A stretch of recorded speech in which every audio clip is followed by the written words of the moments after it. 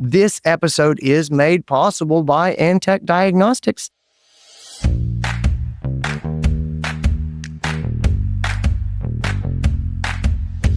Welcome, everybody, to the Cone of Shame Veterinary Podcast. I am your host, Dr. Andy Roark. Guys, I am here with my dear friend, Dr. Cathy Meeks. We went to vet school together, and she has just gone off and had such an interesting career. We talk about that. It's had lots of twists and turns, and she's one of those people who has ended up in just a really interesting place. I do kind of an interesting episode with her today where I wanted to do like a how do you treat that based on hematology stuff. And I also wanted to smash that together with an episode like I did with my other classmate from University of Florida, Dr. Mary Gardner. She has a crematorium. And I was like, I want to know more about what happens. Anyway, I wanted to do that with Cathy about diagnostics. So she is with Antech Diagnostics, and I put those things together and we dive into a little bit of how do you treat this hematology case, and then really what happens at the diagnostic labs and what resources are there that I don't even know about. How can I be more efficient? How can I be more effective? How can I be more supported? How can my technicians be more involved? We get into all that stuff. It's a really great episode. Guys, I think you're going to get a lot out of it. I think you're going to enjoy it.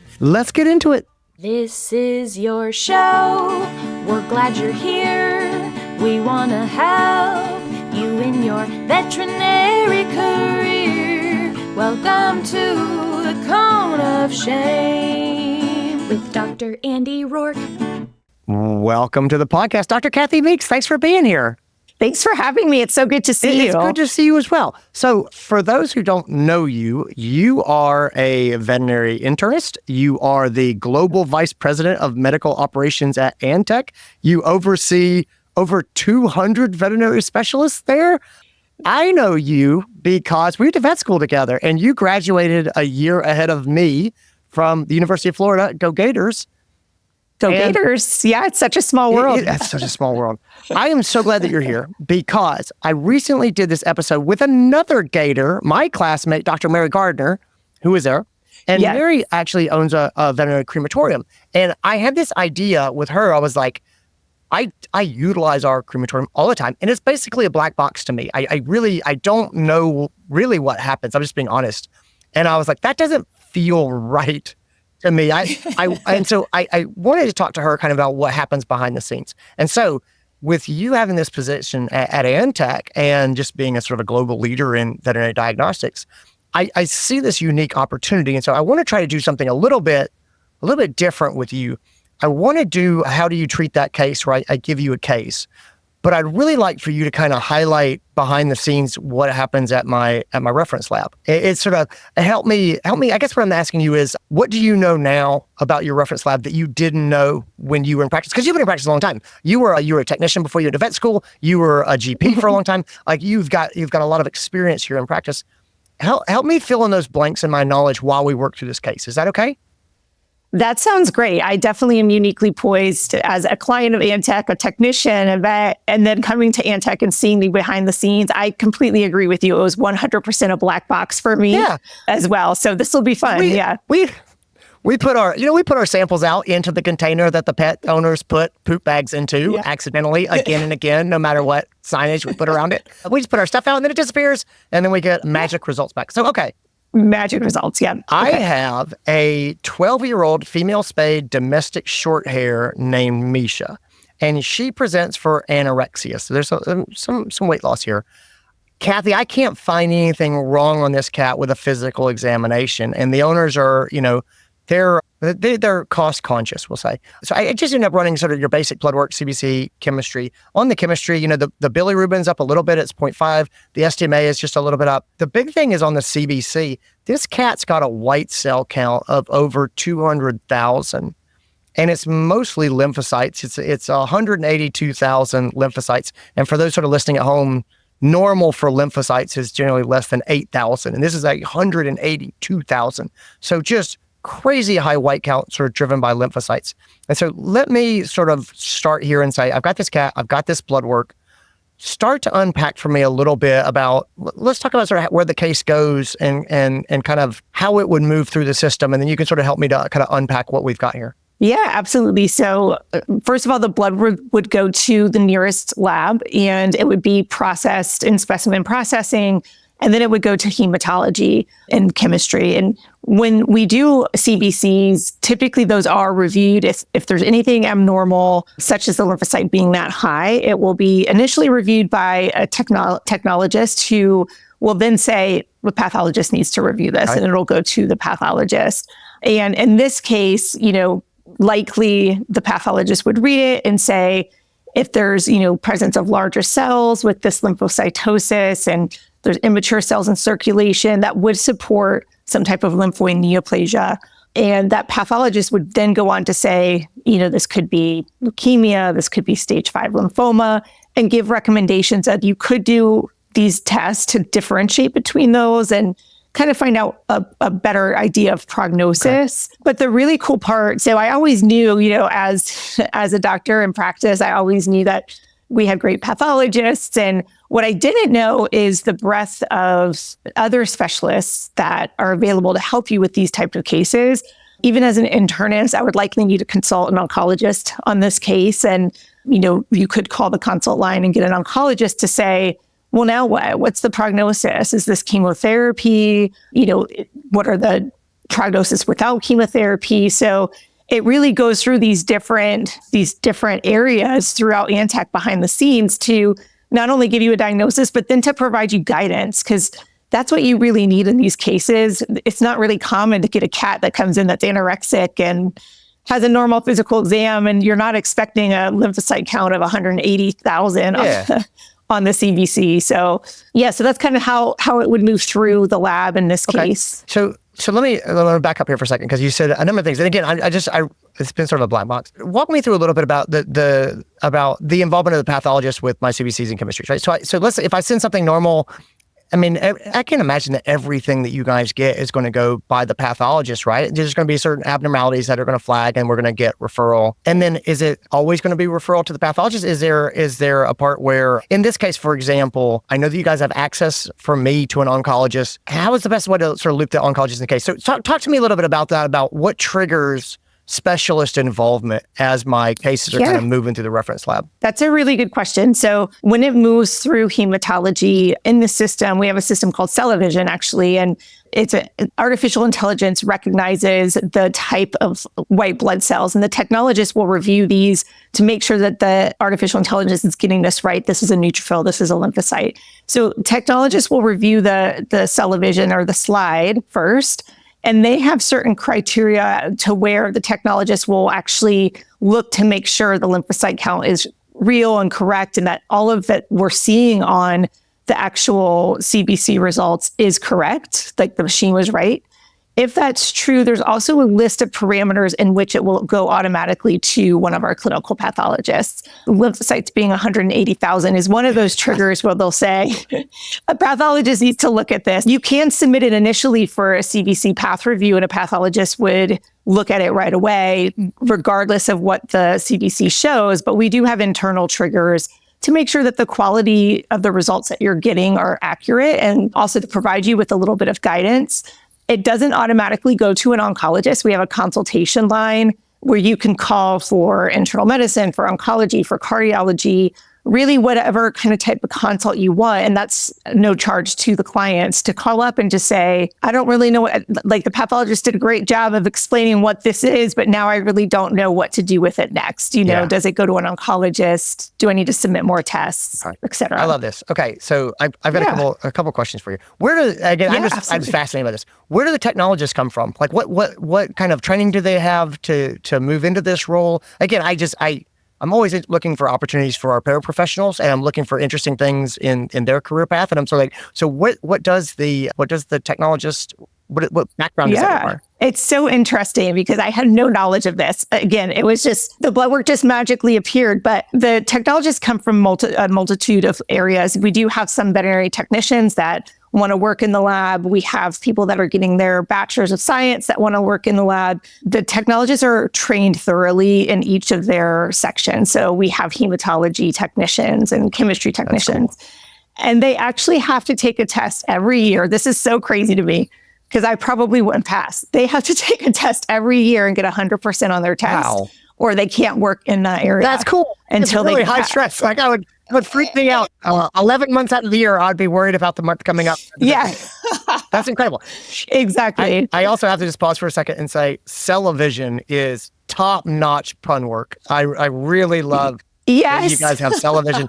It took me a moment when I first heard it, and I was like, oh, that is good. I have to say. I wish I invented that, but I didn't. As a fan of puns, I do love it. Can you run me through sort of the list of specialists that you guys at Antech have? So, I mean, obviously, the pathologist makes sense. The internist makes sense. Obviously, I think that's probably where the vast majority of the calls probably go is internal medicine. That's where that's where most of my phone calls go. Yeah. And then oncology. But yeah, what does that kind of break down? Give me an idea of the breadth of specialists that we're talking about here. Because again, I'm probably missing resources that I have at my fingertips. Yeah, absolutely. So we have, again, I also knew about the pathologists, but didn't know about other specialties. And we have over 60 clinical pathologists and over 60 anatomic pathologists. But we also have specialists in different fields from neurology, oncology, cardiology. Internal medicine is the most popular calls that we get. We have avian and exotic. So we have almost every specialty you can think of.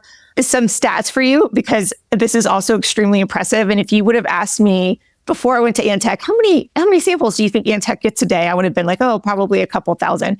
They get 90,000 submissions a day. Wow.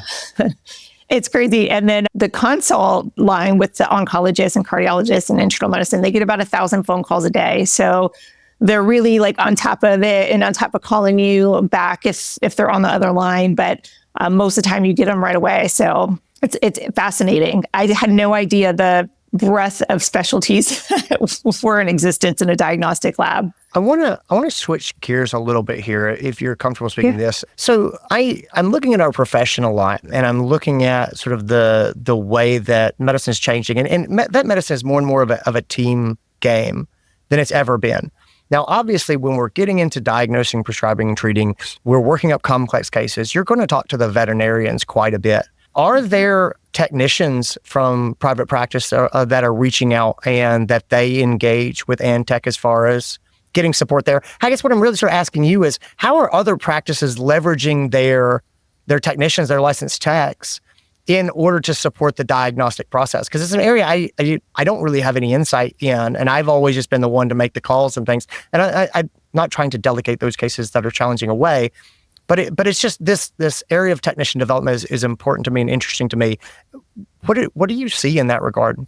Yeah, so veterinary technicians do call in quite frequently to our customer service line to ask questions about the samples. You know, if there were discordant results, they investigate those for them. And so they do have a vital role in investigating some of this blood work and adding on tests, et cetera. So they have a separate consultation or a customer service line where they can call and get all of that information and really help the veterinarians do their day-to-day jobs. Interesting. Okay, that's just really cool. Yeah. I just it's something I think a lot about. Again, and sort of looking at efficiency balanced with patient care, and I'm using my technicians more and more as points of communication, really trusted points of communication to have good conversations with the pet owners.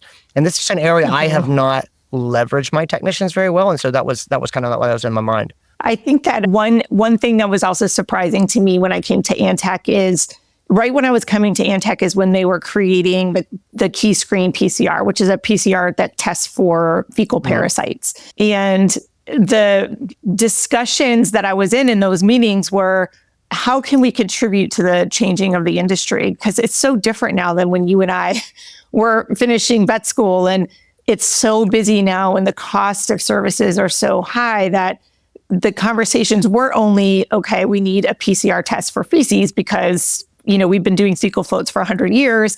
But it was also, how can we do it to where it's not expensive for pet owners and that the turnaround time is quick? So people can utilize their technicians doing other things instead of doing 100 fecals a day. And so we have seen a little bit of a shift in that of submitting PCR for checking for fecal parasites to really lessen the burden of the work that the technicians are doing. There's such a drive for innovation in diagnostics, even like when you're talking about sort of Cellavision and AI. I mean, I am using, my AI usage has skyrocketed in the last probably 4 weeks. It's just we're just figuring out more and more things. And so I'm looking at diagnostics and things, and I'm looking at the potential for things like AI. And then I'm hearing you talk about advanced techniques using PCR and things like that. Cathy, what does innovation in the diagnostic space kind of look like in your mind in the coming years? And then the other part is sort of the black box issue is, how do I know if the diagnostic lab I'm using is leaning into technology or continuing to innovate or not? Is there a way to sort of tell? Are there flags I should be looking for? Yeah, so artificial intelligence is a big one that a lot of diagnostic companies are talking about and using. One example of AI technology that we're using now is Rapid Read, which is essentially an artificial intelligence way of looking at radiographs and giving results within 10 minutes. And the reason that was invented, along with other inventions, is because we're looking at the industry. We know that veterinarians need help. We know that they need quicker results. And so really that's the main focus when we think about innovation.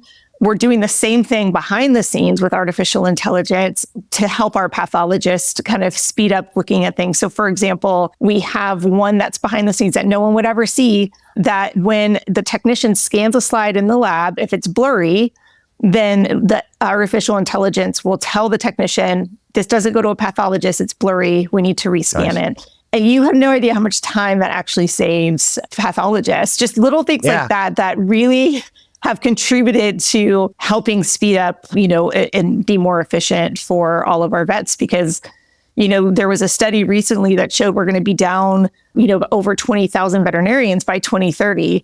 And the pets aren't decreasing. Right. The pet care need isn't decreasing. So what can we do to help contribute to the industry and make things more efficient and make quality of lives better? Yeah. It's so funny. The most powerful innovations are really those ones that just streamline processes. You know what I mean? It's when you have 90,000 samples a day coming in, having something's like, we're kicking this one back. I can see that being a huge deal. So going back to reference labs in general, what are the signs that I should be looking for to understand that I'm dealing with a reference lab that is keeping up with innovation? Are there? How do I kind of know that? Because again, I think a lot of us we take kind of what we're given, and we've got a lab that we've been working with, and we don't generally know what else is out there. So help me sure to get my head around, how do I know I'm working with a company that's pushing innovation forward? I think there's three, great ways of looking at that. One would be through the website. Those are constantly being updated with things that are being worked on and coming out in the future.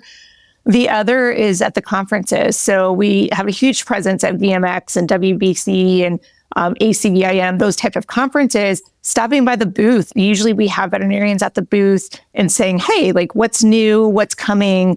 And then the third way would be to really just talk to your Antech rep. Every hospital has an Antech rep to say, what are you doing for innovation? What's coming down the pipeline? If they need to get them in touch with the specialists are always on top of that, so they can talk to them as well.